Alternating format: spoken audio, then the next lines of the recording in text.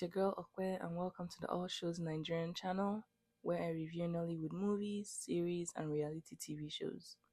Today I'll be reviewing one of the latest Netflix movies titled Here Love Lies. And just for a quick disclaimer, in case my voice sounds a little bit off, I have a little bit of a cold this weekend, so please bear with me. I was thinking whether or not to put this content out, but I was like, you know what? I'm not going to let it stop my plans and put me behind. So here you guys go. I'm really sorry if it sounds a little bit what's it called? Not clear, but please bear with me. Alright, thank you guys in advance. So anyways, the way this review will work is I'll take my time to summarize the story for people who may not have had the chance to watch this movie, and then in the end I'll give my take and overall ratings of the entire movie. So with that being said, let's get into the nitty-gritty of this review. So the movie starts off with us getting a glimpse of a church sermon in a certain Port Harcourt church. The communion service is seen going on, and soon after we see the pastor and his family at home. But tempers seem to be rising high as the pastor is visibly upset. Apparently one of his daughters, named Amanda, comes clean to her parents that she is pregnant, and they're trying to figure out the guy that is responsible. Amanda is hesitant to give information on him, and so the father decides that he wants his daughter to abort the child, in order not to bring shame to the family and their church. Amanda is not on board of this idea, but her laments fall on deaf ears as her father has made the final decision on the matter. The whole situation stresses her father and ends up giving him a stroke, which almost leads to his death, but thankfully he is able to recover, but is still adamant on his decision. Amanda still isn't on board with it, and her father disowns her, throws her out of the house, and curses her and her unborn child by saying that her unborn child would cause her as much pain as she had caused him. Honestly, I felt like that was a little bit extreme. I get that she disappointed the family, but the curse literally gave me chills because why curse an unborn child? It's really unsettling, honestly. Comment down below your thoughts. So anyways, we are soon fast-tracked to 14 years after the incident, and Amanda is seen on a date with her current boyfriend of 6 months named Jide, and things seem to be going well during the date. That is until the guy pulls out a gift for her, which she suspects is an engagement ring. Amanda excuses herself before opening the gift to call her best friend named Kemi and inform her of what was about to happen. She is nervous about the entire situation as she hadn't yet told Jide about her daughter Nora, whom she was a single mom to. Kemi tries to tell her that everything will be fine and that Jide seemed like a great guy that won't let the news of her daughter change the dynamic of their relationship. As she rounds up her call with her friend and is about to head out of the restroom, a stranger walks up to her and tells her not to tell her man about her child, as it never ends well and that she herself had been in a similar situation. After that weird conversation, she heads back to her table, and just when she's about to tell Jide the whole truth, his wife appears, guns blazing out of nowhere, and confronts him on his date. Jide's wife makes a huge scene at the restaurant, and Amanda is embarrassed as she quickly runs out of the restaurant, with hot tears running out of her eyes. Honestly, that must have been really, really embarrassing, and I can't imagine how she felt at that moment. Comment down below your thoughts on this scene. So anyways, Amanda drives to Kemi's place and updates her on what went down with Jide and his wife at the restaurant. Her friend is obviously furious and categorizes all men as scum, which I will have to say for all my male viewers that I don't agree to, because not all men are like this. There's some really good and great and honest guys out there, so I don't like when people like generalize guys as like overall bad people just because one guy does something wrong. Like, no. There are some females out there that are also bad, but that doesn't mean that all females out there are bad. So I just wanted to put that out there, like, please. No general insults in this space, please. So anyways, while they are still conversing on the whole situation, Amanda's phone keeps blaring up, and Kemi assumes it's Jide trying to get a hold of her friend.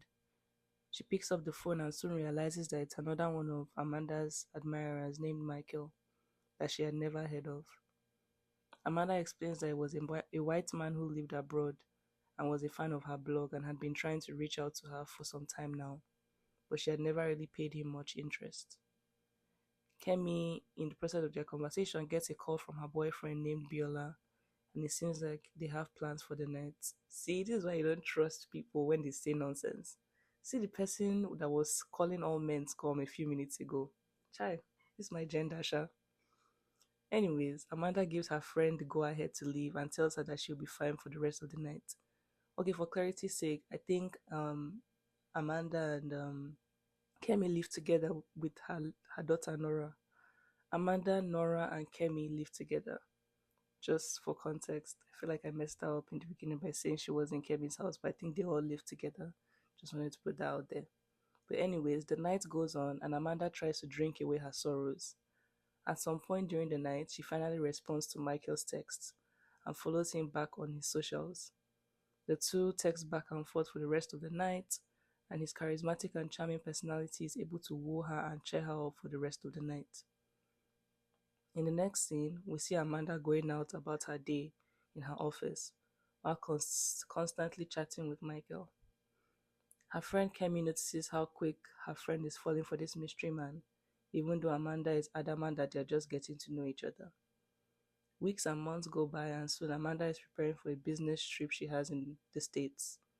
We soon learn that Michael is an American man who also works in the travel and tourism industry just like Amanda, and she plans to pay him a visit as well during her trip, a surprise visit.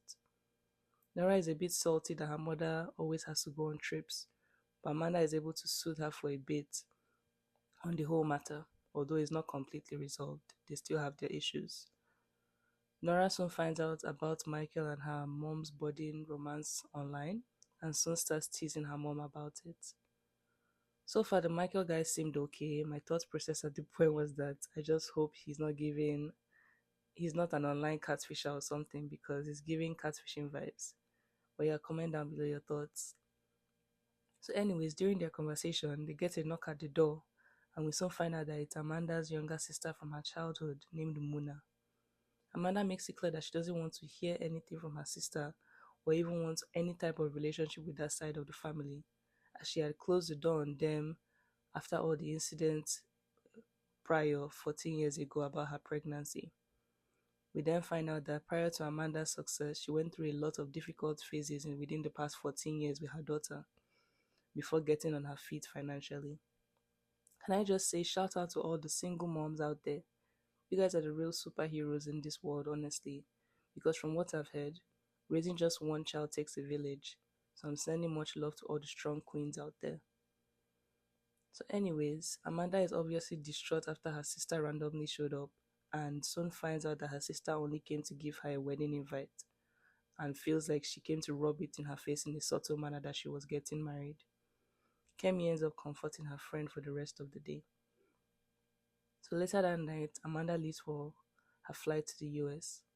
She and her daughter are still not on speaking terms, but she goes for her trip regardless. In the next scene, we see her having a meeting with an investor in New York, and she lands the deal and is very ecstatic about it. Later on, she heads to her hotel to get ready for a tourism convention she had scheduled later. And while getting dressed, she gets a call from her mother, who is begging to have a relationship with her and her daughter. Amanda is annoyed by this and soon angrily cuts the call. She tries to call her daughter after as well, but Nora isn't picking up her mom's calls as she is still upset with her about leaving her for her trip. The next day, Amanda goes on to try and surprise Michael at a bar. For some reason, she's able to stalk him to his favorite bar, and as soon as she's about to approach him, she notices a woman walk by to him, and they seem very friendly with each other. Shocked by this, she angrily tries to rush out of the bar, but soon collides with a server, which causes a scene. Michael is also distracted by this commotion and soon sees Amanda in the process. Damn, what an awkward and embarrassing way to meet up for the first time. Comment down below your thoughts. So anyways, Michael is ecstatic and about finally meeting Amanda, but she is still closed off because she's not sure who the woman with Michael is.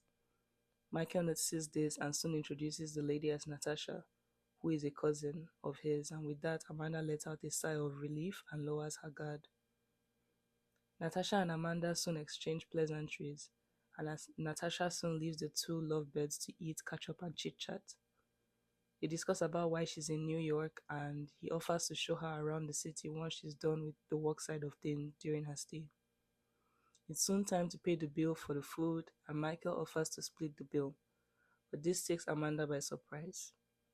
He then soon realizes that he shouldn't have asked and proceeds to try to pay the entire bill, but he's stopped again by Amanda, who gives in and eventually pays for both their meals. Okay, so low key, I'm with Michael on this one because, first of all, he didn't know you were coming or that she was even in the States.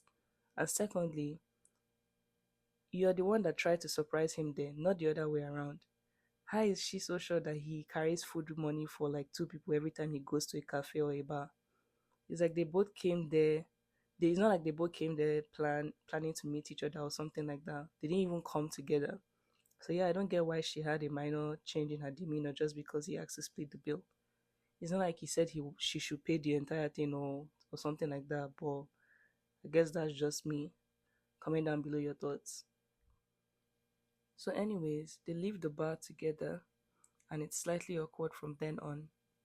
Michael once again apologizes for asking to split the bill, and she says it's fine. Once they reach their destination, she reaches for her bag to once again passively aggressively pay for their ride.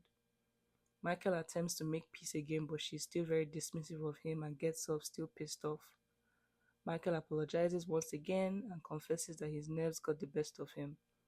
He asks to take her on a date the next day, and after much pleas from him, she finally gives in. In the next scene, Amanda calls Kemi and gists her about what has happened and like her meet up with Michael and their planned date for the next day. While still on the call, Amanda is interrupted by a waiter who brings a bag of gifts and a saxophonist in, courtesy of Michael, and she is obviously love struck and at this point can't wait for her date. In the next scene, it's finally the day of her date and she is seen getting ready. Kemi is on the call and she tries to convince Amanda not to wear her regular casual and conservative clothing, which of course Amanda ignores. Kemi is also skeptical of the choice of time for the date, as the date was in the morning, and expressed her thoughts and concerns to Amanda on whether Michael actually worked or had a job.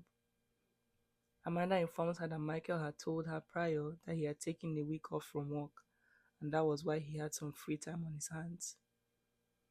Anyway, she gets off the call and heads out to her date, and the two lovebirds kick off the day with touring around the city. Michael hires a tour guide and a tour car, and it seems like it's not just them going for the tour, as there are three other people in the vehicle, and one of them, named Liz, is actually sitting in between Michael and Amanda. The tour soon begins and everything is going well. Liz comes off as quite a know-it-all and tries to show off her knowledge of the area and chip in rudely conversations between Amanda and Michael when they're having their own private conversations. The two of them are clearly not interested in anything that she has to say, and they try to avoid her as much as they can, but she's clearly not getting the memo. Eventually, Michael and Amanda are able to get some time alone during the tour and are about to share a kiss, but once again are rudely interrupted by Liz, who asks Michael to take pictures of her. With this, Amanda excuses herself to go use the restroom, and while she's off, Liz tries to make moves on Michael, who turns down her gestures immediately and wants her to stay away from him and them. While Amanda is leaving the restroom, she overhears some security guards discussing about how she could be trying to scam Michael because he was the owner of the tourism company that they had been taking them around all this while. She's taken aback by this revelation and angrily heads out to confront Michael. After giving him a piece of her mind and going off on him, she walks off and warns him not to follow her. Amanda takes a cab back home alone, therefore ending their date or any other plan they had for the day. Later that night, Michael tries to reach Amanda via texts and calls, but she is ignoring him. She calls Kemi crying and breaks down the entire day's events to her. Kemi tries to console her friend and then takes the opportunity to remind her that she still hasn't told Michael about her daughter, And if she did, maybe he would have reacted the same way, with the way just like how she reacted about finding out about his job. Amanda feels like her friend is not being fair or supportive by saying things like that, and that the situations were completely different. Because of this, she ends the call abruptly, but the statement gets her thinking for the rest of the night. So the next day, Michael is still trying to reach Amanda, but she's still not picking his calls. He proceeds to call the hotel she's in and soon finds out that she's leaving the hotel almost immediately. He then rushes to the hotel as fast as he could and thankfully is able to catch up with her just outside the building. He begs her once again to hear him out and she soon reluctantly agrees. They then head to an outdoor sitting area and he owns that he messed up big time once again and explains to her that his reasons for keeping his real identity from her was because he had been hurt so many times by friends, lovers, and people that he cared about who just wanted to use him for what he had. And so, because of that, he had developed trust issues and built up a wall to guard himself and his heart. He also lets her know that he wants to make it right with her and he wasn't going to let her go. His charming personality prevails once again and she's able to let bygones be bygones. And after reconciling, she heads back to check in her bags into the hotel once again.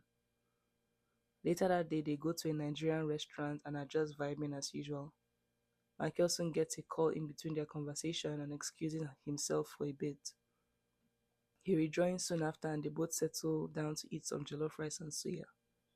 She's impressed and shocked at his spice tolerance, and he informs her that he had a lot of Nigerian friends and had been eating at this restaurant since his college days. At this point, we should just call him Michael Oluwa or Oluwa Mikeli because bro is like, it's almost like he has the Nigerian genes in him, and it's kind of cool. It's kind of impressive, especially the whole suya thing because we know how suya is spicy and we know how not everybody has a tolerance for it. But anyways, comment down below your thoughts. Anyways, after eating, the two of them take a walk around Times Square. Michael tries to get her to extend her stay for a few more days, but initially Amanda is hesitant but soon gives in, and they soon start planning where to go next for the next few days. Michael informs her that there is a special place he wants to take her to, which he soon discloses to be his home. She then uses the opportunity to tell him that she has a daughter, and her revelation doesn't faze him one bit, and she is completely shocked and at the same time ecstatic that the news didn't change the dynamic or progress of their relationship. Michael can't wait to meet Amanda's daughter, and they go on talking about other things for the rest of the afternoon. Michael makes it known that he wants to be a part of her life in totality, and this makes her emotional as they soon head down the train to station together. But unknown to them, they are being stalked by someone in the background, who we soon find out to be Liz from the tourism session. She secretly boards the train with them and gets off with them at their stop as well, making sure that they can't trail her behind. They can't see her trailing behind. Anyways, Michael and Amanda get to Michael's car, which is parked somewhere downtown, and she realizes that his plate numbers were registered in Texas, but she doesn't really dwell too much on it. They go back to her hotel and pick up her bag and soon begin their road trip to his home. They finally get to their destination and it's a nice secluded cabin in the mountains. And on getting into the cabin, Amanda immediately notices the numerous taxidermy mounts of different animals hanging on the walls of different parts of the house. So basically, taxidermy mounts are like animals that have been stuffed and like made as decorations in like houses. You see them a lot in like haunted movies, horror movies and all those type of things. Like stuffed bear, stuffed deer with their antlers on the walls. It's like kind of creepy. But yeah, that's what they are. So anyways, this strikes Amanda as odd, as she's clearly uncomfortable and spooked by the whole setting. She also gets introduced to the creepy housekeeper, who went by the name Edna. Edna doesn't really pay Amanda much attention and scurries off back to whatever room she came out from. Later in the day, Amanda gets into serious work mode and tries to get some work done for the day, but she is soon interrupted by Michael, who tries to get her to dance and loosen up a bit. They soon dance around together and he lets her finish her work for the rest of the day. Afterwards, they make dinner together, play some board games together, and then take a little nap. During her nap, Amanda is woken up from a terrifying nightmare of her past, and Michael comforts her and tries to get her to talk about it. She finally confides in him about her past, and he is able to cheer her up and make her feel better with his kind and moving words. He then excuses himself to go serve them both dinner, and Amanda uses the opportunity to text Kemi of what's been happening. While texting, she is startled by Edna, who screams at her to go and leave, and then walks away. Amanda doesn't quite understand what that means, but she shrugs it off and doesn't think too much of it because she thinks Edna is some crazy woman. I mean, she does look like a crazy woman, so I'll give her that. So later that evening, after dinner, Michael asks when they leave. Sorry, she asked Michael when they leave for the airport the next day, as her flight back to Nigeria was the next morning. He then asks her to stay a bit longer, but she explains to him that she needs to get back to go see her daughter Nora, who hasn't been speaking to her at the moment, or who wasn't speaking to her at the moment. Michael says he understands and doesn't push on the matter further, and Amanda then gets up to leave to go pack for her trip the next day, but soon faints and falls to the ground. Later on, Amanda wakes up in Michael's bed after being out for the entire night. She soon realizes that she's extremely late for her flight, and Michael insists that she stays with him till she gets better. She tries to argue it out with him, but it's clear she isn't well, and she eventually gives in. Michael then heads downstairs to make her some chicken soup, and during the process, we see him drug her food. I was like, oh my god, Oluwamikeli, what are you doing? This is why you don't trust guys who seem way too perfect and extremely too good to be true. Comment down below your thoughts. So anyways, in the next scene, he sends Amanda the drug soup, as she is clearly still drowsy from earlier. Amanda begs Michael to take her to the airport, but he soon forces her to drink the soup, which makes her fall asleep once again. The next few days go by, and Kemi and Nora had still not received any word from Amanda. Nora is worried, but Kemi calms her down by saying that Amanda is probably occupied with some work during her trip, hence why she hadn't gotten back to them yet. Even though Kemi is able to calm Nora down, she too is a bit worried about her friend and decides to leave a voicemail expressing her concern. We also find out through Kemi's voicemail that within the past few days of Amanda's absence, Amanda's mom and sister had come again to visit to try and reconcile with her, but she wasn't around at the time, so Kemi just told them that they should come another time.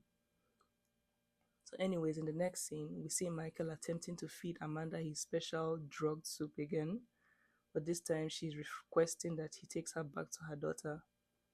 She makes him believe that she had fallen asleep, and once he leaves the room, she gets up from the bed and begins her act of escape.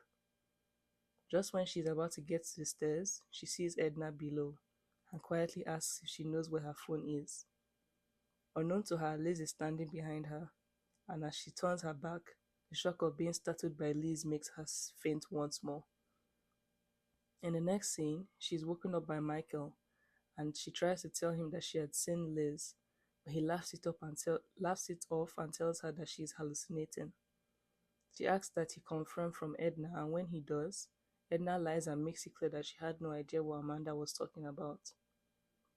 Amanda then asks Michael to give her back her phone, and he leaves the room in the guise of going to get it, but ends up locking her in the room instead. She soon realizes this and begs him to unlock the door, but her pleas fall on deaf ears as he asks her to get some rest instead. Amanda cries and eventually cries herself to sleep. In the next scene, she's awoken by someone rattling the doorknob. The person eventually gets in and she realizes that it's Liz, who ends up shooting her in the head. After this, we see that she wakes up and realizes that it was all a dream, and that Liz wasn't there to shoot her at all, and no one was trying to get into the room. The door is soon opened after, and she crouches in a fetal position, ready for the worst, but soon finds out that this time it's Edna, beckoning on her to be quiet and follow her quietly. They both go through the hallway together and soon get down the stairs. She loses Edna along the way and soon bumps into Liz, for real this time, who immediately cautions her to stay quiet as she was on her side. She then quickly explains to Amanda that she was a detective and that Amanda was in grave danger because Michael was a prime suspect for the kidnap and disappearance of several women who were mostly Nigerian women. Just as she's explaining this to Amanda, Michael comes out of nowhere and confronts Liz. Liz explains to him that the jig is up and he should cooperate with her so that she could take him into custody.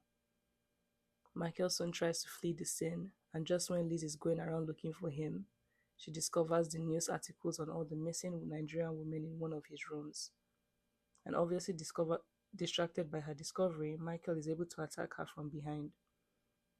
A fight soon ensues, and between the two, and Michael is able to maneuver his way to her gun and shoot her, and then goes in search for Amanda after.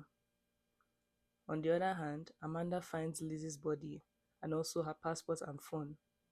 She also sees the pictures of the missing girls and believes what Liz had been trying to tell her all this time.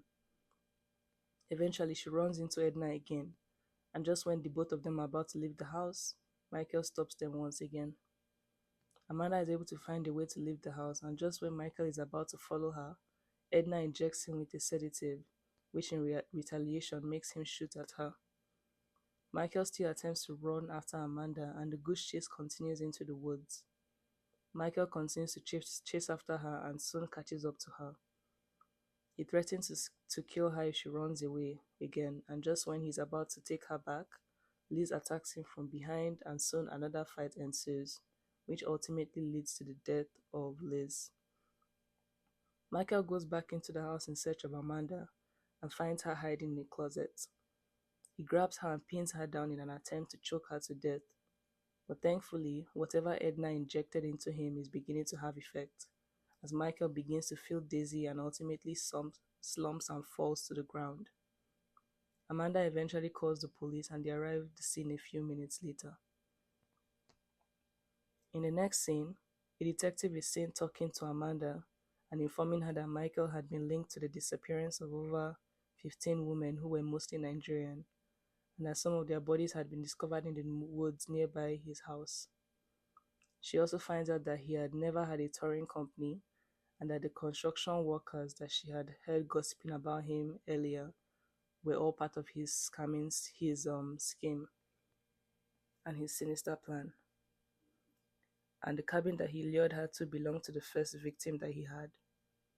We also learned that Michael had fled the orphanage that he was raised in when he was a teenager because he didn't want to be treated for his mental illness.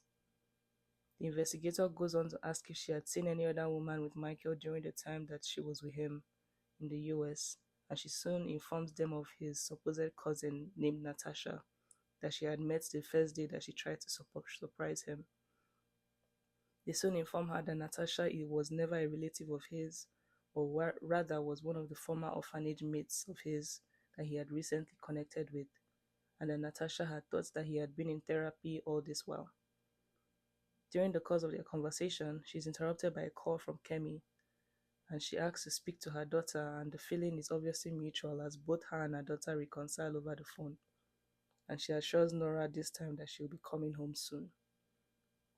In the next scene, Amanda is back in Nigeria, and we see Amanda's sister, Muna, discussing her home with her parents about her upcoming wedding. Amanda then knocks on the door and walks in awkwardly into the room, and the entire festive mood changes and everywhere becomes quiet. She introduces Nora finally to her family, and her mother and father are extremely happy to see their granddaughter for the first time. Amanda and her family soon reunite and become one big happy family, and that's how the movie ends. Oh my god, that was a pretty long review, and it had a lot of ups and downs. But yeah, that's the end of the movie. So here are my thoughts. Overall, the movie was okay. It started off romantic and ended up turning into a sinister type of movie in the end. And I don't mind that at all because typically I like to watch a lot of horror movies. And I don't think we get a lot of obsession and dark type of Nigerian movies like this. So I'm happy with the avenue and plot twist that the filmmakers decided to take in this movie. I do wish that they did a bit better in making the creepy scenes more creepy, because obviously I've seen and watched a lot more creepier and scarier obsession movies, and feel like they could have upped the antics a bit more than what they did. I also feel like the lighting wasn't really good in some parts of this movie, especially during the fight scene in the woods between Liz and Michael. Like I literally had to squint and increase my brightness and like look very closely at my laptop to make sure I saw what was going on. It just was extremely dark. And I get that it was like late at night or whatever, but I feel like they could have done something better with the lighting. Comment down below your thoughts on that. Lastly, I also feel like there wasn't much interaction between Amanda and her daughter, Nora, during her trip prior to her phone being taken away, which it was weird to me because she was supposed to be this single mom that only had her daughter as the only family close to her and vice versa. I mean, I guess, yeah, she and her daughter did have a little disagreement before she left for the US, but that's normal in any Nigerian household. You're going to disagree with your parents, and your parents are going to disagree with you. Doesn't mean that you should now like you would now like still talk to your child regardless, even though your child is like throwing a temper tantrum or whatever. And I know that Nora was staying with Auntie Kemi while her mom was away, but it was still just kind of weird that we got to see only one or two scenes all through her trip of her attempting to try and talk to her daughter. Well, I mean, maybe they were just trying to not waste too much time on like those type of irrelevant scenes and just wanted to get into like the obsession, the romance, and all this type of stuff of the movie. Or comment down below your thoughts. Alright, so we've come to the end of this video. Overall, I think the movie was alright, and I'm rating it a 7.5 out of 10. It was entertaining, romantic, and creepy all at once, and I was totally here for it.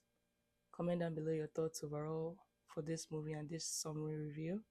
Don't forget to like, comment, subscribe, and turn on your post notifications so you get notified every single time your girl posts a new video. Thank you guys, and I'll see you in my next one. Bye.